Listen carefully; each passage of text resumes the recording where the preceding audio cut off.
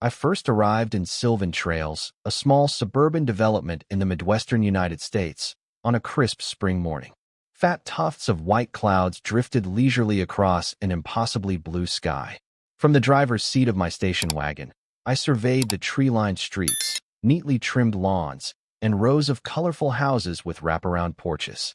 Tucked away at the far edge of the community, rolling fields stretched out toward the horizon, giving the area a peaceful, pastoral feel. This was precisely why I had chosen Sylvan Trails, an idyllic refuge from the chaotic swirl of politics and policymaking that filled my professional life. People in my line of work rarely got the luxury of real privacy, especially considering that I served as the chief advisor to the governor of our state. I'd spent years in the state capitol, fending off media scrutiny, negotiating legislative battles, and coordinating policy with multiple agencies. Eventually, I craved a place to decompress, a suburban sanctuary where I could quietly keep tabs on local matters without drawing attention to my role. Of course, I planned to keep my job to myself. The last thing I wanted was a flurry of curiosity or favoritism from neighbors who recognized me as an influential figure in the governor's office. So I told few people of my position. Officially, I was just Gene Abrams, a mid-level consultant working with the state, a half-truth that would hopefully discourage prying eyes. Sylvan Trails was the perfect place to blend in, or so I believed. On my first day in the neighborhood, I parked in the driveway of my newly purchased single-story Craftsman house on Cottonwood Lane. Before I could even unload a single box, a welcome packet from the Sylvan Trails Homeowners Association, HOA, greeted me in the mailbox, an ominously thick folder stuffed with bylaws, guidelines, and a letter from the vice president of the HOA. I skimmed it quickly, noting the usual rules about lawn maintenance, mailbox aesthetics, trash can placement, and so on. Nothing seemed amiss at first, but I'd soon learned that the HOA's vice president was a force to be reckoned with, a meddlesome, controlling woman named Carmen Alcott, though many referred to her as Karen behind her back, for reasons that would become all too clear. And the conflict that flared between us would revolve around something far more important than mailbox colors: the community's tornado shelters, which turned out to be vital to public safety in this tornado-prone region. Living in the Midwest, one quickly learns that tornadoes are more than mere folklore or dramatized images on the news. They are a genuine, recurring threat. Each spring and summer, swirling storm cells sweep across the plains, producing fierce thunderstorms capable of spawning funnels that can shred entire neighborhoods in minutes. Sylvan Trails, perched on gently sloping farmland, had its share of near misses. According to local history, a damaging tornado had skimmed the area a decade ago, tearing shingles off roofs and flattening out buildings. In response, the HOA built a network of community tornado shelters, sturdy, reinforced concrete bunkers, partially underground, scattered at strategic locations throughout the neighborhood. These shelters were designed to hold large groups of residents, providing a safe place to hunker down when the sirens blared. As a longtime policy advisor and a child of the Midwest myself, I deeply appreciated the wisdom behind such a system. Our state government often promoted grants to encourage the building of neighborhood shelters. I had, in fact, helped shape some of those policies. Yet I didn't advertise that to my new neighbors. I was simply grateful that Sylvan Trails had these shelters. In a crisis, they could save dozens, if not hundreds, of lives. Little did I suspect that Karen Alcott, the HOA vice president, had strong opinions on the matter, opinions that would soon endanger the entire community. She believed that the shelters were unsightly bunkers that lowered property values, drew in undesirable outsiders, and impeded her vision of a perfectly manicured suburban utopia. And she was prepared to act on that belief with shocking recklessness. But on my first day, I was blissfully unaware of her stance. I simply unpacked boxes, enjoying the gentle breeze, thinking how pleasant and safe the neighborhood felt. Neighbors strolled by, waved politely, and introduced themselves. A retired couple who'd lived here for years, a young family with two energetic toddlers, an older single man with a big friendly dog. Everyone seemed pleasant and welcoming. My tension from the political world eased a bit. Only late that afternoon, as I carried the last box inside, did I notice a woman in her early 50s, standing on the sidewalk, hands on hips, appraising my lawn. She wore a neatly pressed outfit in pastel colors, her blonde hair styled in a neat bob. She locked eyes with me, and her lips pursed in a faint frown. I had a fleeting thought. This must be the dreaded Karen.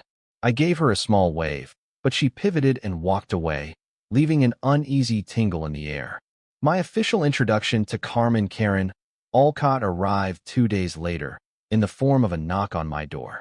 I opened it to find her wearing a pastel blouse, crisp slacks, and carrying a sheaf of papers on a clipboard.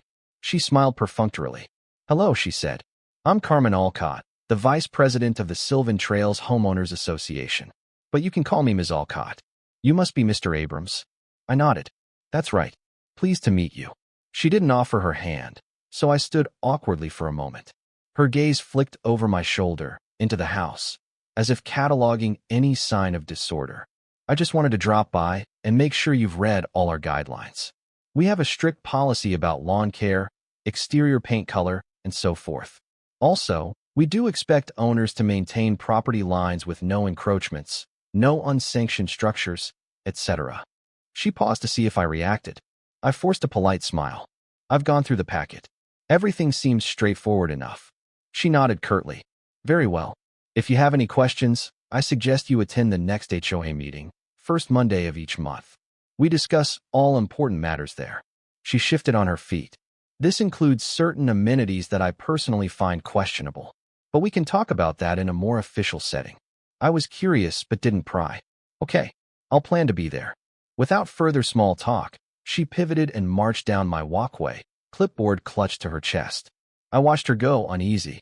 Something about her demeanor signaled that I might soon find myself at odds with her. I was used to dealing with forceful personalities in the political arena, but here in the suburbs, I'd hoped for a break from that sort of tension. Still, I tried to push the thought aside, focusing instead on unpacking and settling into my new life.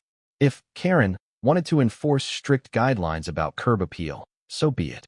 I'd abide by them, as long as it didn't hamper anything truly important, like the tornado shelters, which I assumed no one in their right mind would oppose. As April rolled on, the weather began shifting ominously, per the annual pattern. Warm, humid air streams collided with cooler fronts, fueling thunderstorms. Newscasters reminded the public that tornado season had begun. Sylvan Trails had an outdoor siren mounted near the main entrance, tested regularly, which would blast a wailing alarm if a twister was spotted nearby. One afternoon, while out for a walk, I decided to locate each of the neighborhood's tornado shelters. According to the community map in the HOA packet, there were 3, one near the playground, another close to a greenbelt trail, and a third behind the community center. Each shelter looked like a low concrete dome emerging from the ground, with a heavy steel door that led below.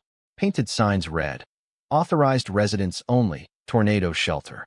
At the second shelter, I found an older gentleman, Clyde, resting on a bench. Striking up a conversation, I mentioned how glad I was these shelters existed. He shrugged.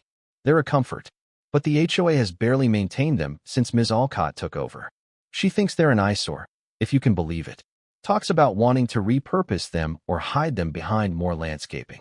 I frowned. "That's surprising. Tornadoes are a real threat around here." He nodded grimly. "You won't get an argument from me. I remember the big storm that tore a roof off a neighbor's house. If we see that kind of weather again, these shelters might be a godsend. But Ms. Alcott claims they're too expensive, prone to attracting vagrants, which is nonsense. She's unstoppable, though. Everyone's afraid to challenge her." I left that conversation unsettled.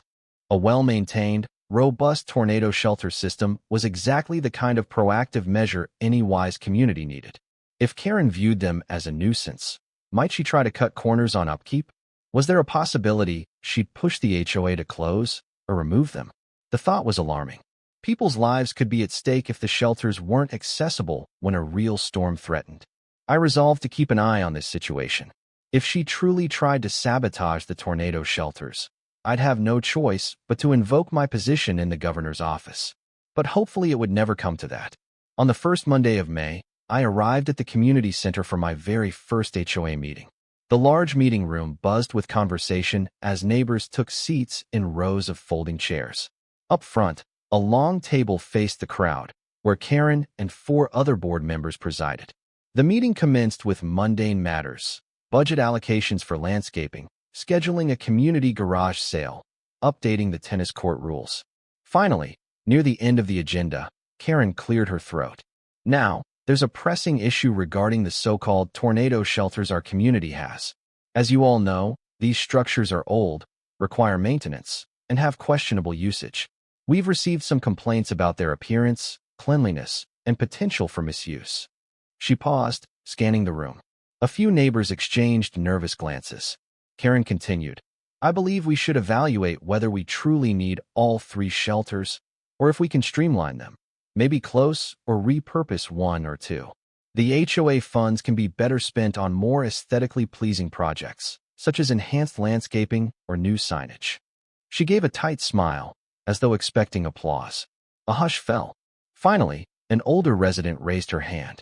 But Ms. Alcott, those shelters were built after the last major tornado. If we reduce the number, won't we risk overcrowding in the others if we ever have an emergency?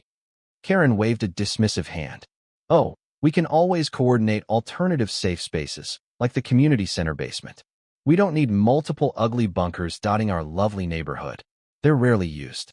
Meanwhile, they cost money for inspections and repairs.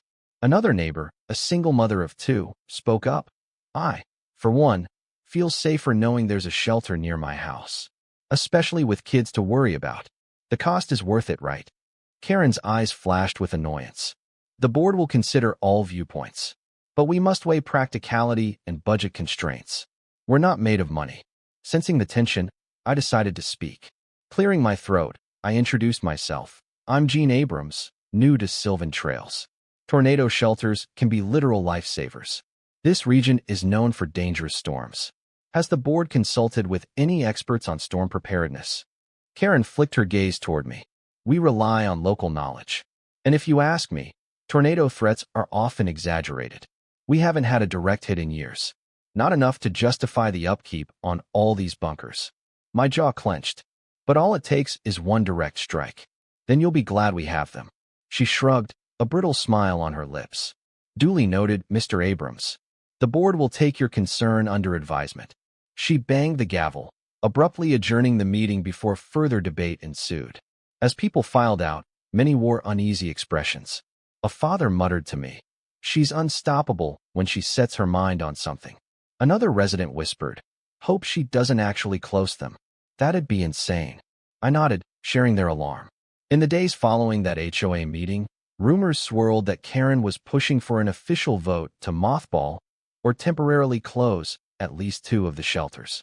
Meanwhile, she insisted the 3rd one would suffice in an emergency, ignoring the fact that it might be too far away from many residents. This was reckless enough, but then neighbors began sharing even more disturbing accounts. One older woman said she'd noticed Karen and 2 board members lingering near the shelter behind the playground after dark. They seemed to be inspecting the steel doors and padlocks. Another resident claimed he saw someone fiddling with the ventilation hatch on the roof of a different shelter. No one had official proof, but talk of sabotage was on everyone's lips. I also heard that Karen was complaining about drainage problems with the shelters, implying they were unsafe due to mold and standing water. Yet no prior inspection records had indicated such issues. It all sounded like a contrived excuse to condemn the shelters. I decided to do some investigating of my own. One sunny afternoon, I strolled to the shelter near the playground, scanning the structure carefully. The heavy steel door looked intact. The emergency sign was in place, though the edges were peeling slightly. A small vent protruded from the top, likely to allow fresh air inside. Everything seemed normal. But then I noticed fresh scratches on the door's lock, as if someone had forcibly pried at it with a tool. My stomach tightened. If Karen was tampering with the locks, she might be planning to block access in a future storm or declare the shelters unusable. This wasn't just petty HOA micromanagement. It was a direct threat to public safety. If a tornado arrived and residents found the shelters locked, the result could be tragic. I took photos of the scratches on my phone. Next, I discreetly reached out to the County Emergency Management Office to ask about any record of the shelter's inspections. They confirmed that each shelter was built to code and had passed routine checks a year ago, with only minor maintenance recommended. So Karen's claim of structural issues was apparently baseless. Anger flared inside me. People's lives were on the line, and she was playing power games. It was time to consider a direct confrontation. But I also wanted more evidence before I laid my cards on the table, before I revealed I wasn't just an ordinary neighbor, but a high-ranking official in the governor's office. Meanwhile, the weather grew hotter and more unstable, storms looming on the horizon. Early June arrived with oppressive humidity. The local news warned that conditions were ripe for severe thunderstorms. My phone pinged with alerts from the state's meteorological department. There was a good chance of supercell formation later in the week. Twister season was intensifying. Tension in sylvan trails mounted, a swirling sense of dread in the air. At the same time, I heard that Karen had called a special HOA meeting to propose temporary closure of 2 tornado shelters, pending further investigation of mold and flooding. The timing was suspiciously perfect. If those shelters were locked or declared off-limits right when storms were rolling in, residents would be forced to rely on one single bunker or to scramble for the community center basement, which wasn't nearly as secure. This went beyond typical HOA meddling. It verged on criminal negligence. I decided it was time to gather the critical data I needed to shut Karen's scheme down. I called in a favor from a contact at the state's Department of Housing and Community Safety, someone who specialized in evaluating storm shelters. They agreed to come to Sylvan Trails the next day, incognito, to do a quick on-site check of the bunkers and see if there was any validity to Karen's mold claims. Meanwhile, I quietly approached several neighbors who were worried about the shelters. Together, we formed a small group determined to resist Karen's plan. Some of them had tried complaining before, but Karen always brushed them aside or threatened fines for minor code violations if they got too vocal. But they hoped that with me, someone new and not yet under her thumb, they might have a chance to push back effectively. Little did they know how powerful an ally I could truly be. But for now, I kept my official identity hidden, wanting to use normal channels if possible. If those failed, I'd take the nuclear option, unveiling my governor's advisor credentials and bringing the weight of the state government down on Karen's head. I hoped it wouldn't come to that. The next day, under the guise of neighborhood friends, I accompanied the state's safety inspector, who introduced himself as Mark. He wore plain clothes, not a uniform, to avoid drawing attention. We strolled around Sylvan Trails, chatting casually. First, we visited the playground shelter. Mark had a small moisture meter hidden in his backpack. We stepped inside, quietly checking for any mold, leaks, or structural damage. Everything looked fine. Dry floors, no signs of flooding, no musty odor. Mark nodded in approval, snapping photos. Next, we headed to the Greenbelt shelter. Same story, no sign of major issues. The ventilation system was intact, the space was clean, and the emergency supplies were still stocked. Mark shook his head. No way these shelters are dangerously moldy or structurally compromised. They're in standard condition. Maybe a few minor scuffs to the door, but nothing that would justify closure. Encouraged, we moved on to the final shelter behind the community center. As we approached, I noticed the steel door was slightly ajar. My pulse quickened. Had someone tampered with it again? Mark and I exchanged glances, then carefully pulled the door open. Inside, we found something shocking. Someone had deliberately removed the door's interior locking mechanism, rendering it unusable from inside. They'd also scattered soggy trash across the floor to create the appearance of flooding or poor maintenance. Anger flared in my chest. This was sabotage, pure and simple, someone setting the stage to declare the shelter unfit. Likely Karen or her allies. Mark quickly documented everything, taking pictures of the missing lock and the planted trash. This is definitely tampering, he said grimly. If a tornado struck and people tried to secure themselves in here, they wouldn't be able to lock the door from inside. They'd be unprotected. We retreated, hearts pounding. Now we had definitive proof that sabotage was afoot. With these photos and Mark's official expertise, we could blow the whistle on Karen's campaign to sabotage the shelters. But I suspected she'd still try to spin her own narrative. That evening, after Mark left, I mulled over the next step. The special HOA meeting to close the shelters was only days away, scheduled just as a major thunderstorm system was forecast. If we let her proceed, the community might be left with limited or unsafe shelter options in the path of potential tornadoes. It was time to act. The question was, how far should I go? The following day, swirling dark clouds drifted over Sylvan Trails, an ominous sign. Sure enough, The local weather bureau upgraded our region to a severe thunderstorm watch, with a possibility of tornadoes. Meanwhile, Karen's special HOA meeting loomed. Flyers posted around the neighborhood read, "Emergency discussion, condition of tornado shelters, proposal to temporarily close 2 shelters." Neighbors were abuzz. Many were frightened, asking if they'd still have somewhere to go if a twister dropped down. Karen, apparently unconcerned, went door to door with a grim smile, telling folks that they shouldn't worry, that the main shelter near the tennis courts is plenty, and that her upcoming plan would beautify the neighborhood while they assess the other bunkers.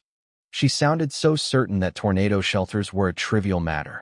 That afternoon, to my surprise, Karen herself marched up my driveway, stopping me as I retrieved the mail. She wore a pastel cardigan, her lips set in a thin line. "Mr. Abrams," she said curtly, "I trust you'll attend tonight's meeting. We're finalizing the closure for those 2 unsightly bunkers. Do be sure to vote in favor. We need your support to keep this community tidy." I stared at her, stunned by her arrogance. "Actually, Ms. Alcott, I have concerns. Those shelters are critical in an emergency. The weather's getting severe.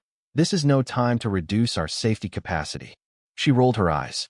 "We have one perfectly fine shelter. The others are in disrepair. Besides, we can always crowd into the community center if needed. People overestimate tornado risk." She frowned. "Anyway, I expect you to follow the board's recommendation. We can't have residents undermining the HOA's goals." A surge of anger bloomed in my chest. She was blatantly disregarding actual safety measures, all for the sake of aesthetics. Worse yet, she was using intimidation tactics to silence opposition. My professional instincts from the governor's office kicked in. We had to stop her. Lives could be lost otherwise. I forced a thin smile. "I'll be at the meeting, Ms. Alcott. See you there." With that, she turned on her heel and left. I clenched my fists. Enough was enough. I tried to handle this quietly, but she was forging ahead, risking tragedy. That evening, I'd confront her publicly, and if necessary, reveal my true authority. Night fell, bringing heavy clouds and distant rumbles of thunder. The special HOA meeting convened inside the community center's multipurpose room, which was packed with anxious residents. Rain pelted the roof as lightning flickered through the windows.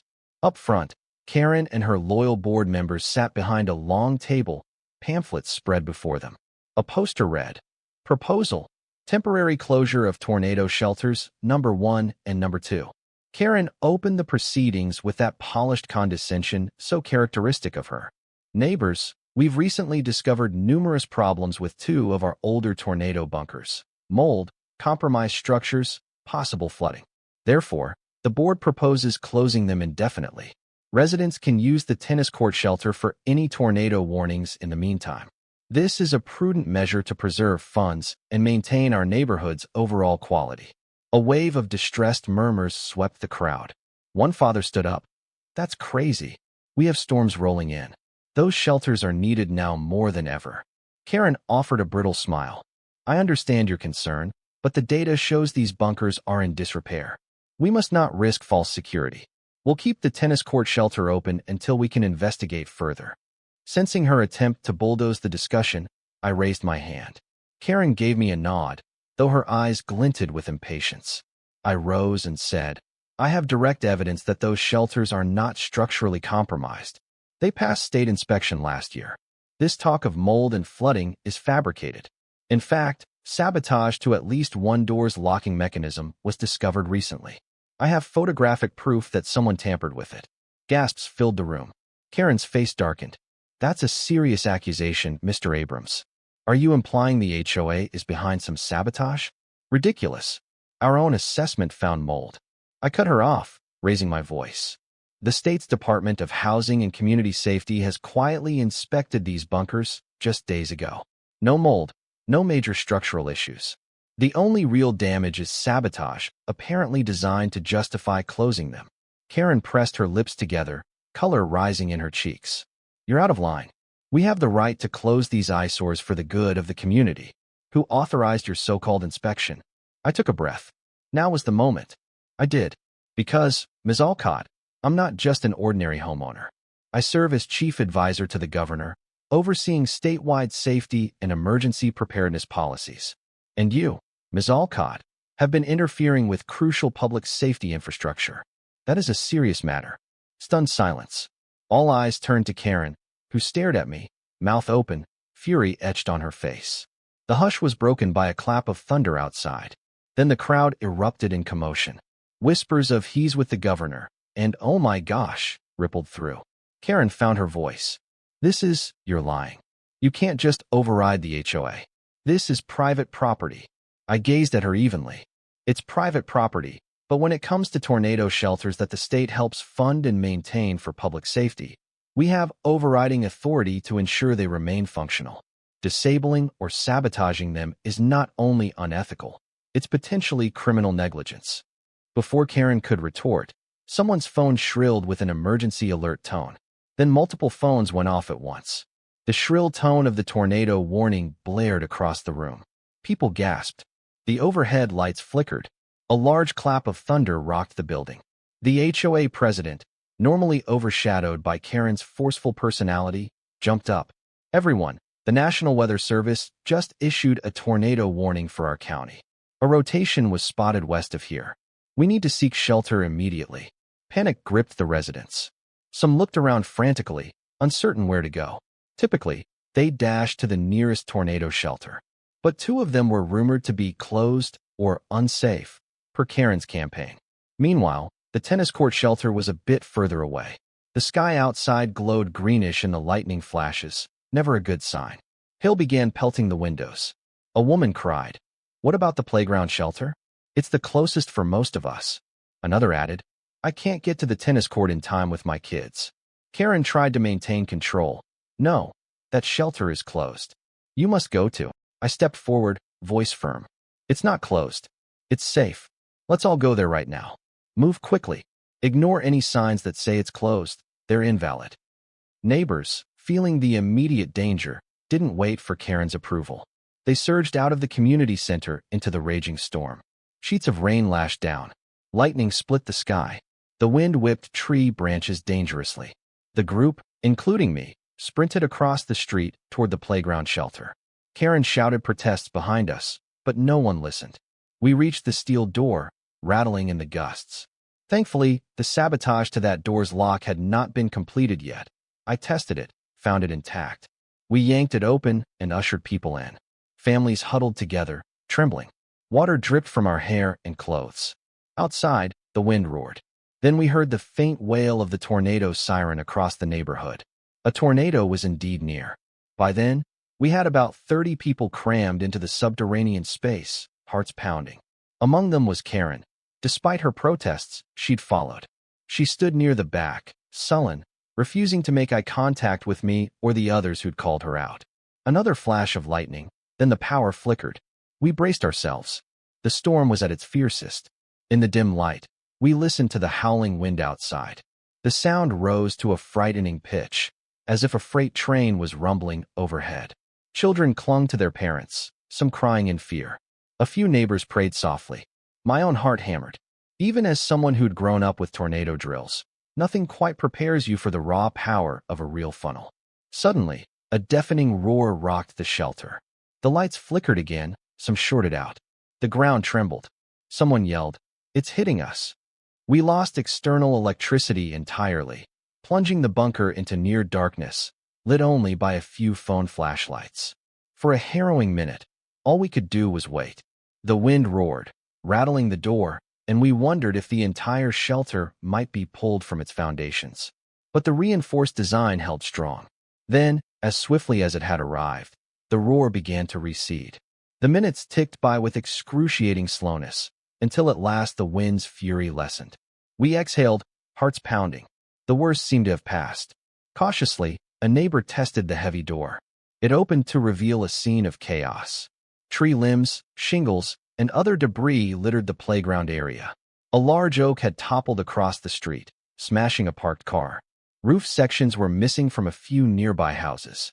But the shelter itself stood intact, saving the 30 or so of us who'd taken refuge. The tennis court shelter, we'd learn later, had also survived, sheltering those who'd made it there in time. But many folks in the community center basement had endured terrifying flooding from a burst water pipe. Thankfully, no one in Sylvan Trails lost their life that night, thanks largely to the existence of multiple functional shelters. Indeed, the very bunkers Karen wanted to close had served their intended purpose heroically. In the aftermath, dawn revealed the extent of the twister's damage. Sylvan Trails had been grazed by a moderate-strength tornado, which tore up trees, damaged roofs, and left power lines down across several blocks. Cleanup crews arrived quickly. The local news captured footage of battered homes and families praising the existence of the tornado shelters that saved them.